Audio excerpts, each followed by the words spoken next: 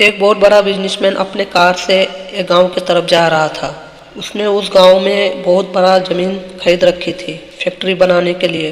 वो रास्ते से जा ही रहा था, तभी उसके सामने एक बहुत बड़ी नदी आ जाती है। दरअसल उस गांव में जाने के दो रास्ते थे।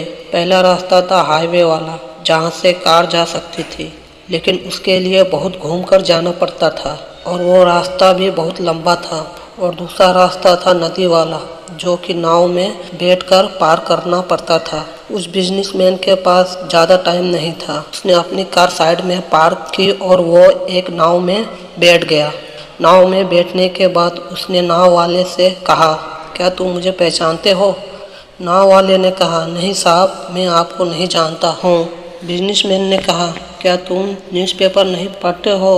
हर रोज़ न्यूज़पेपर में मेरी फ़ोटो आती है। उस नाव वाले ने कहा, साहब, मुझे पढ़ना लिखना नहीं आता। फिर बिजनेसमैन ने कहा, तुम कैसे इंसान हो? तुम्हें पढ़ना लिखना भी नहीं आता? तुम्हारी ज़िंदगी किस काम की? अब ये सुनने के बाद वो नाव वाला थोड़ा सा चुप हो गया। वो बिजनेसमैन ने फिर उस नाव वाले से पूछा, क्या तुम्हें पता है, मैं तुम्हारे गांव में एक बहुत बड़ा फैक्ट्री खोलने वाला हूँ मिनरल वाटर की। नाव वाले ने पूछा, साहब, ये मिनरल वाटर क्या होता है? बिजनेसमैन ने कहा, तुम्हें मिनरल वाटर भी नहीं पता? तुम सच में किसी काम के नहीं हो। अब ये सुनने के बाद वो नाव वाला सोच में पड़ गया। अब इतने में वो नाव बड़े पत्थर से टकरा गई। पत्थर से टकराने के कारण उस नाव में छेद हो गया और उस नाव में धीरे धीरे पानी बढ़ने लगा। नाव वाला ये देखकर समझ गया कि नाव डूबने वाली है और वो पानी में छलांग मारने ही वाला था कि तभी वो बिजनेसमैन से पूछा, साहब, क्या आपको तैरना आता है? उस बिजनेसमैन ने